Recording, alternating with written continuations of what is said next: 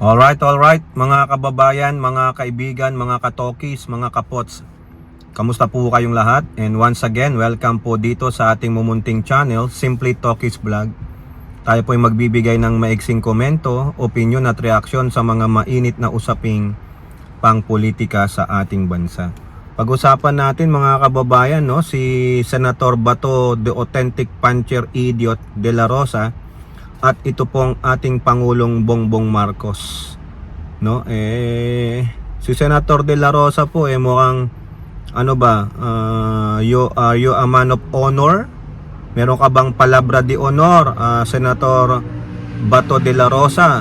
Ayan, may maingay ditong motorsiklo. Nandito po kami sa malapit sa freeway, no? Pagpasensyahan nyo na kung medyo maingay. No, nasa parking lot po kami ng mall dito po sa San Diego. Okay, ulitin lang natin.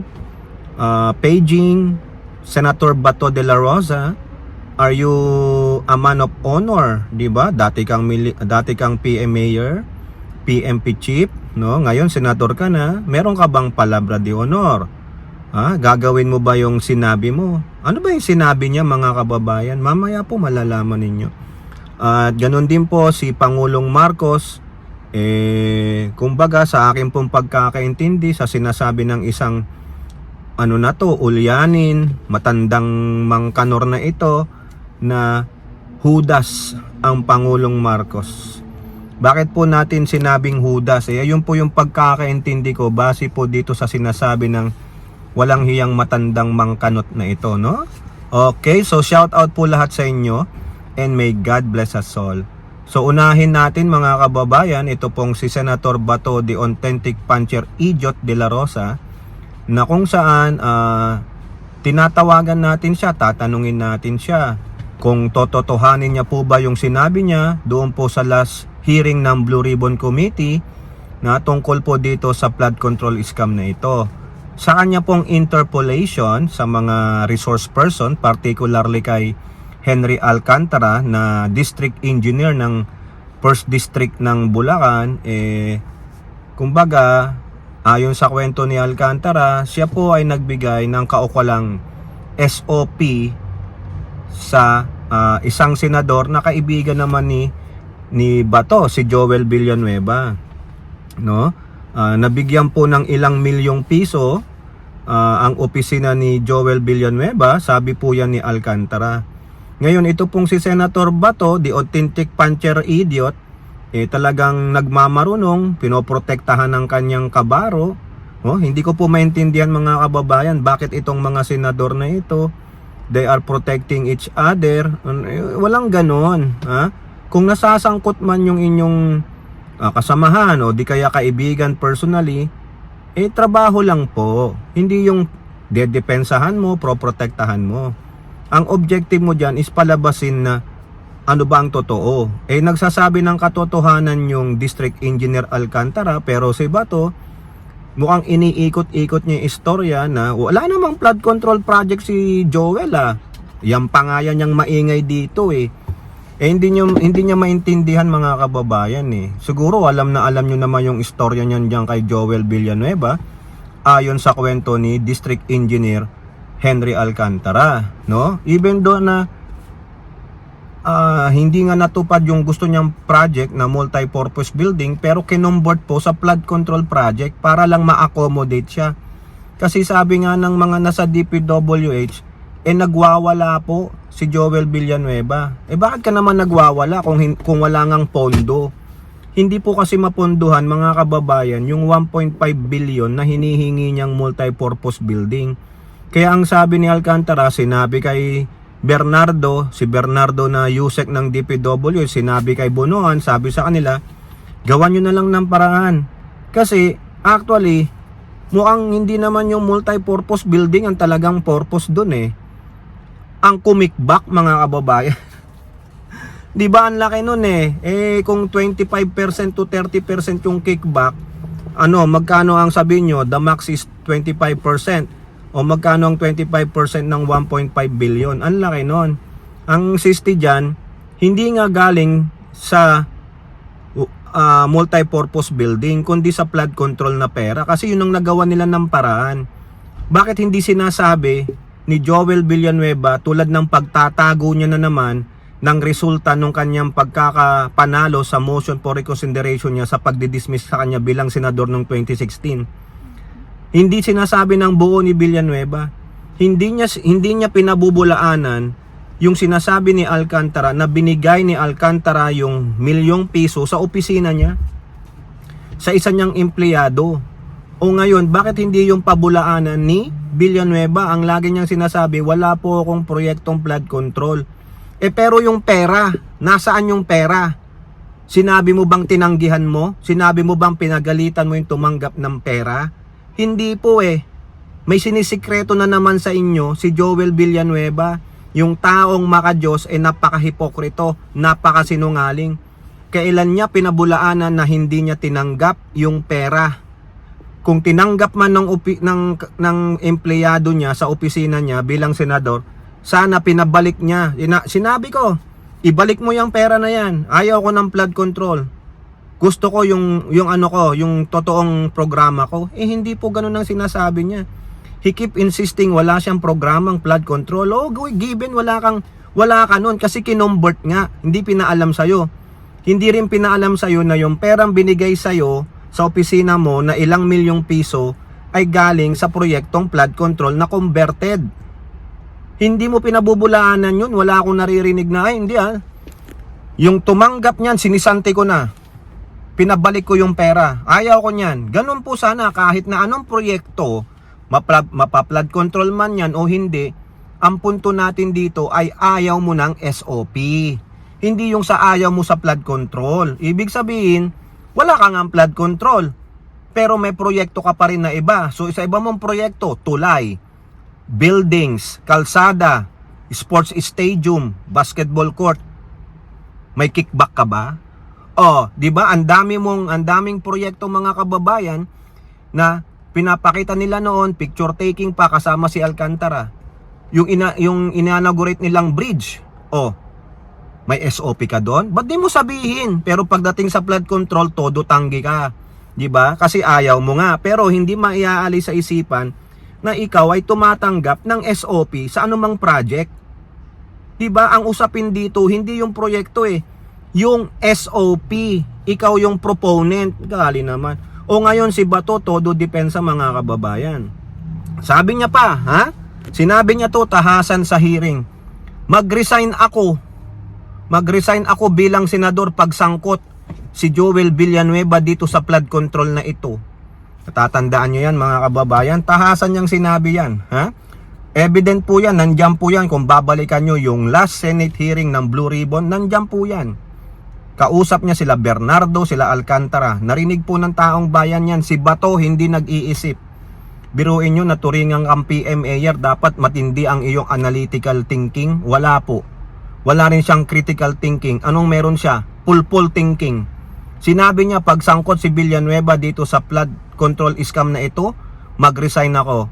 Ngayon, tototohanin mo ba yan? Wala nang palusot.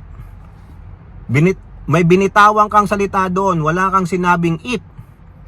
If na aside doon sa pagsangkot siya, if sangkot siya. Ngayon, ano nangyari? Ang sabi ng ICI, kasuhan ang mga ito tungkol sa flood control scam. Sino? Number 1, Joel Villanueva. Ano na ngayon ba to? Ano gagawin mo? Sangkot na si Joel Villanueva.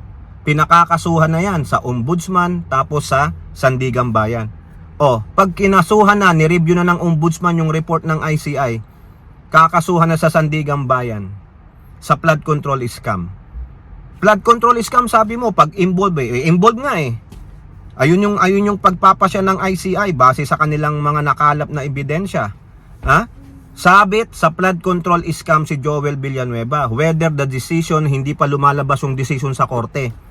Pero ang sabi mo ba to, pagsabit siya, sumabit, magre-resign ka? May palabra de honor ka? Tignan natin mga kababayan. Dapat sa Ombudsman, Boying Rimulya, bilis-bilisan mo, i-forward sa Sandigan Bayan, and then reviewin maigi ng Sandigan Bayan, i-prosecute. Dapat hindi tatagol yan ng years, ha? Years. Pwede tumagal ng 6 to 8 months. Pero hindi dapat tatagal ng years. Kasi baka tapos na ang terminin ba to na 2031, eh hindi pa nasesente siya ng guilty si Villanueva.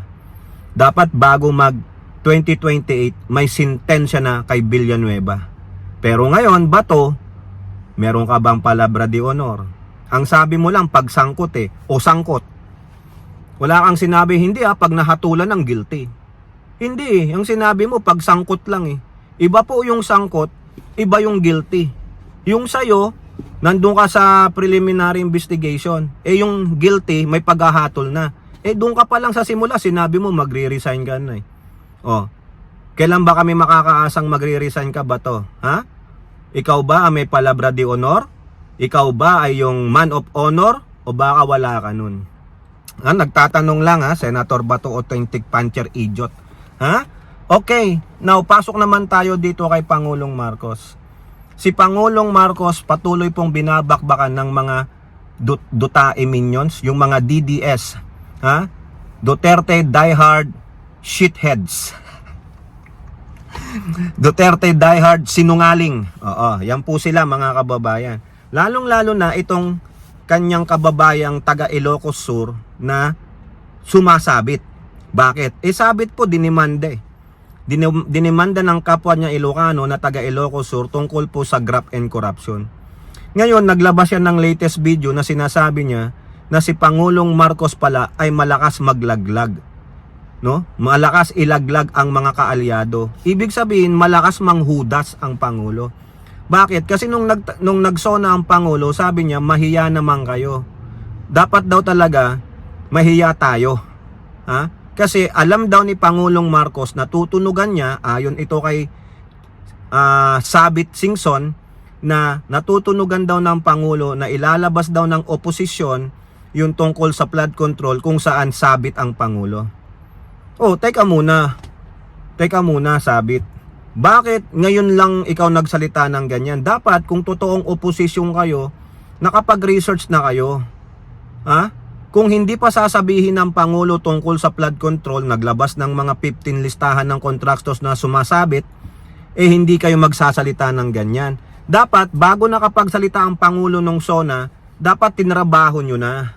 Hindi, kumukuha lang kayo ng idea tapos aariin ninyo mga credit grabber kayo So dapat ba pagkaalyado kita, Chavit Singson, at may ginawa kang kamalian, rerepasuhin ko na lang, aayusin ko na lang? Hindi pwede.